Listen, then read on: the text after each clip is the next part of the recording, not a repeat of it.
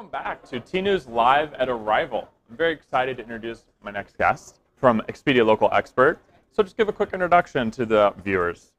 I'm tnoozLIVE with Expedia Local Expert, based in Bellevue, but covering Globe.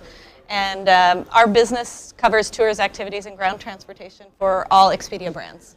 So you're kind of this layer that goes through, as far as, the local expert aspect has been evolving, right? Yep. It's been going on how long now? Since 1999. Yeah, it's been a little while. That's what I thought. I didn't want to say it, 'cause I'm pretty sure it was a while. Yeah. Actually, Rob Torres and I talked from Google yesterday. He launched destination management at Expedia, which is interesting. Yeah. That's fantastic. Yeah, you get a lot of history coming to these kinds of conferences. You start to remember maybe a little too much. You're like, wow, we've been doing this for a while now. For a while, yeah. So how's it shifted? In the past 2 or 3 years, it seems like things have kind of evolved. Yeah. Walk me through a little bit about where the strategy might have been and where you're going now. Most recent history, yeah, sure. So the strategy has largely been for Expedia for this business and attach play.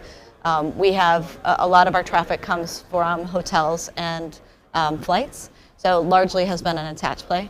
That continues to be our strength, and there's a lot of work for us to do kind of as a sweet spot to do that better, continue to do that better. I'd say that the thing that really struck me when I joined this team about a year and a half ago was that we didn't have an in-trip muscle. Not very strong. We have an offline business, so that was the strength in our muscle, but we didn't have a really good online play. So helping the team understand how to do in-trip. The Expedia playbook is all based on a pre-trip playbook. So really, talking about it a lot, helping them understand how consumers behave. We have, right now, we're still working on it because it's a culture change. So I think I asked the team for some ideas around in-trip, and they might come back with 10 different ways to attach better, and 1 or 2 of them is in-trip. I say, great, do those 2 things first. So it's going to take a little bit of time because this muscle of pre-trip is really strong and this muscle is new. So we got a little bit of work to do. So like any muscle, right, you need both sides, right? It kind of helps, right? And I think the in-trip can help boost overall, right? Because you get people coming back to you. Now they feel more loyal maybe because they can do it all, that sort of thing. Yep. And I think maybe the customer journey, they're starting to understand that maybe they could book some destination activities earlier maybe. Yep. So I had a question that just flew away. Sorry. What is it about Expedia that, and I guess what does Expedia see and what do you see the opportunities lie, where the opportunities lie the most in destination? Is it these kind of tours, or is it more unique experiences that say a night with a chef, stuff that seems more one-off, or is it kind of these standard I don't want to say standard, but more typical helicopter tours, zip lines? Nick, the answer is yes. Yeah, all of the above. Yeah, consumer tastes evolve, right? I was talking to somebody the other day who was telling me that they were seeing axe throwing trending really high right now. That's as a class. Yeah, something. Hopefully a class. That's very surprising. I haven't heard that one yet. Yeah. But not to use that as an example. I think the sort of the share economy, if you will, versus our more standard attractions. I think there's space for both. I mean, this industry is growing.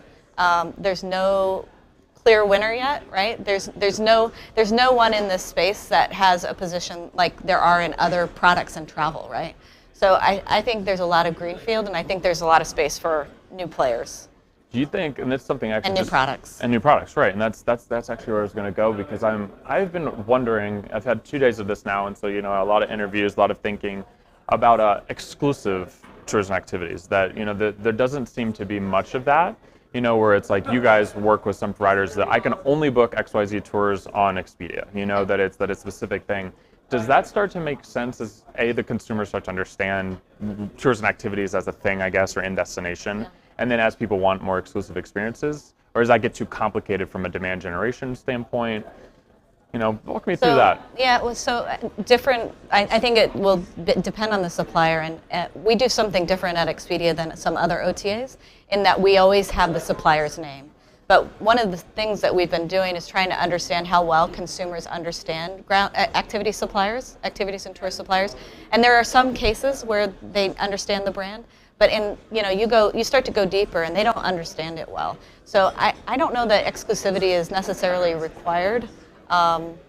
from a business perspective. And how do they not understand just that if they book something on Expedia, they think it's an Expedia tour, basically, Well, or is because it? a lot of the brands are local, right? So if you have a brand that's local in Hawaii, as an example, if they have never gone to Hawaii before, they don't understand that brand. So we do have brands that cross countries, cross destinations, and those ones are the ones that are better understood. But even within those, it's not as well understood as, say, you have hotel brands, right? The Hilton or some of the bigger chains are a little bit better understood globally in a hotel basis or airlines than you have in our destination activities space. So does trust become an issue then with consumers, you think, maybe when they're booking and being like, I just don't understand this, and so they just don't do it? That is maybe one reason to maybe not book it, or? It may be. I think part of the reason why they wait until they're in trip is there's all kinds of factors that they want to see, right? If you're traveling with somebody, if you're traveling with your family, it's kind of how are we feeling today, right? What's the weather look like today? Did we go out drinking in Vegas at the nightclub yesterday? I have no idea about that. Should we do this sunrise tour at the Grand Canyon? Right. No. Exactly. Not going to do that. Yeah. So and a lot of people still like to talk with people. So there are all kinds of different reasons why people wait to book until they're in trip. Trust may be one of those, but I think one of the great parts about working with Expedia is that you do have travelers that understand the Expedia brand well, and even if they don't understand that local brand, they trust Expedia to book. And how are the marketing, the outreach, especially with email marketing that you guys do, which you have a rigorous email marketing program. Thank I you, was at the Direct Booking Summit in New York a couple weeks ago, and I cannot remember. It was like one of the investors, but he was laughing about how many, as part of his presentation, how many emails he got from the likes of some of the OTAs, and he asked the audience just out, what is the right number of emails to send to a customer? People were like 1, 2, 10, and I just yelled, depends on the person. That's right. And he was like, oh, so 30? I was like, sure.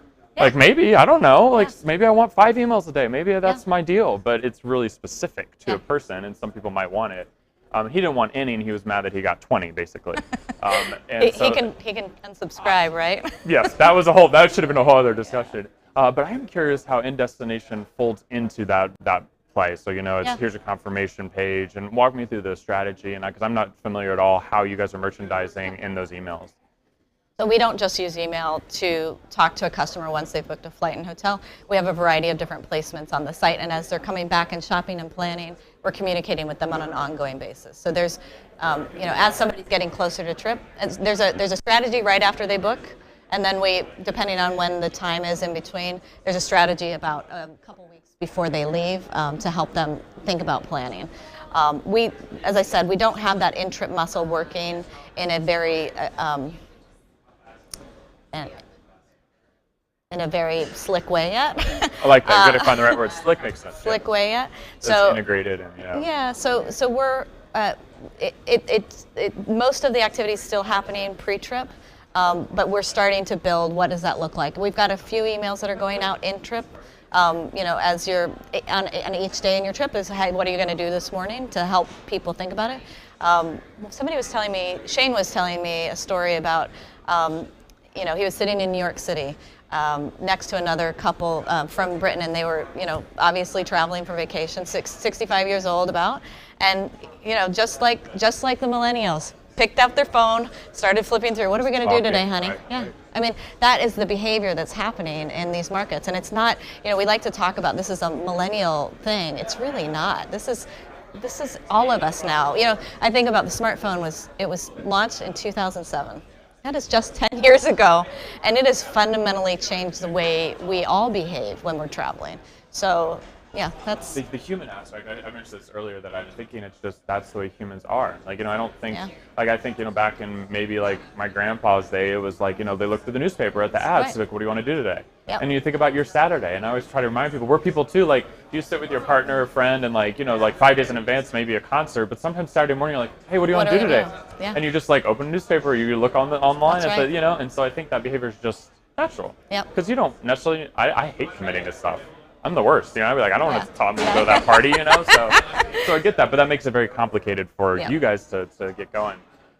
So when you when you start thinking about the ways that you want to market and destination, like with these emails, Yep. does it fold in nicely with your hotel partners and trying to kind of mirror maybe what they can put on their booking flow? Walk me through how that might work There's with you work guys. to do there. I mean, we have work to do to better support our hotel partners. You know, some of them have events and things to do inside the hotel. So I think there's some synergy that needs to happen in that space, but still in progress. Takes time, and I think that's still in progress for the whole industry, right? Yeah, you know, it really is. Everyone's talking about that. You know, Yeah. that I've interviewed, trying to get those into the booking flow so people know they Yeah. can do that. Yep. What about content marketing? You know, that has always been a big thing you guys have done with the Viewfinder blog and all that. So how does this content play in? And I can't recall if Viewfinder is under y'all or if that's brand Expedia. Yeah, it's a brand Expedia. So how does that fit in, or do you guys start thinking about doing your own play of, you know, tourism activities? Like, there's so much. We do a lot of publishing on Viewfinder. Okay. So even though it's managed by a centralized team, many teams publish to it. So we use Viewfinder quite a bit to talk to people, and then we publish those on social media in different ways to talk to people about, you know, as they're thinking about where to go. You know, here's some things to think about. And that's going well. And is that still? I mean, Viewfinder seems to just kind of keep on ticking. That's been around Yeah, for a while yeah, too, yeah. right? And that's Yeah. a long-term thing, right? Yeah. No, it's great.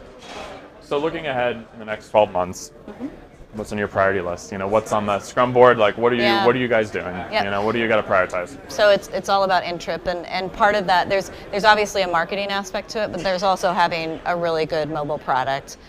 This last year we launched some new experience, not new experiences in the product sense, Yep. but a new experience on the web, and so that will continue. We'll continue to optimize that and do more work on our mobile app, really helping for that in-trip customer.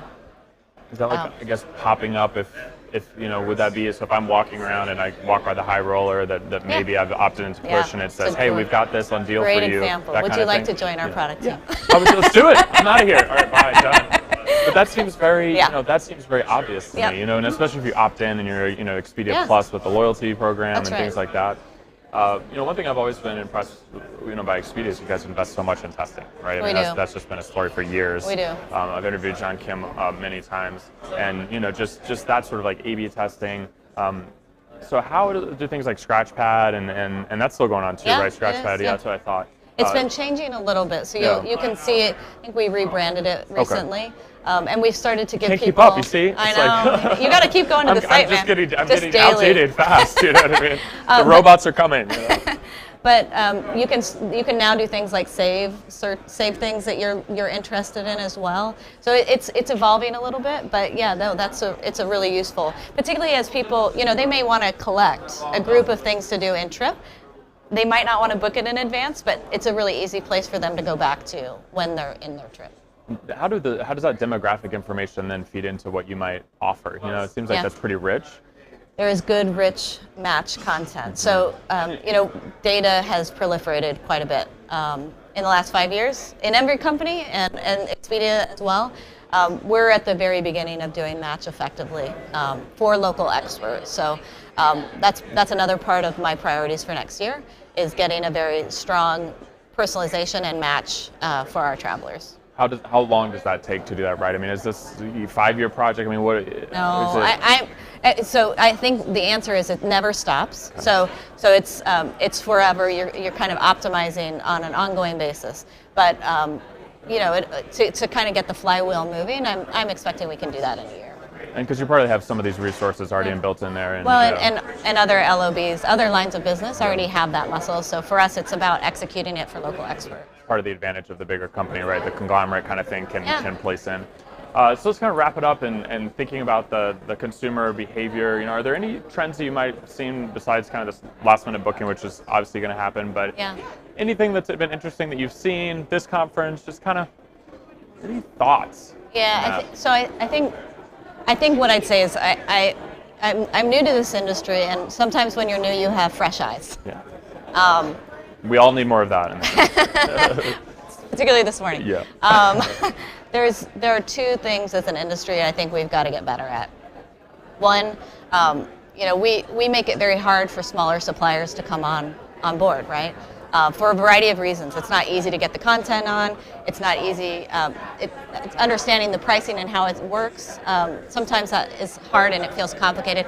And those small suppliers are like, why should I do this? Why shouldn't I just stay offline? I'm getting the traffic that I want. So we haven't built that killer app like a Square to really make it simple for small businesses to go online. So I think as an industry, we got to think about that.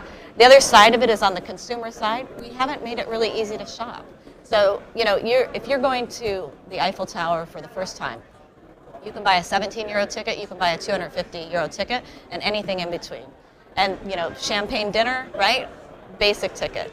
A consumer understanding the value propositions across that whole list, it's a bit challenging. And I think we as an industry have to figure out a better way besides just lists and reviews. That's not the only way to think about this, to help consumers shop for this product better. It's amazing. So we have our marching orders. Those are two things That's that what I I'd like agree us with. to do. This is what we need to do. Yeah. Thank you very much for sitting with me today. I appreciate it. It was nice to talk to you. Enjoy the rest of the conference. Thank you so much. Another great interview. We're going to take a quick break from live at Arival, and we'll be right back with another one.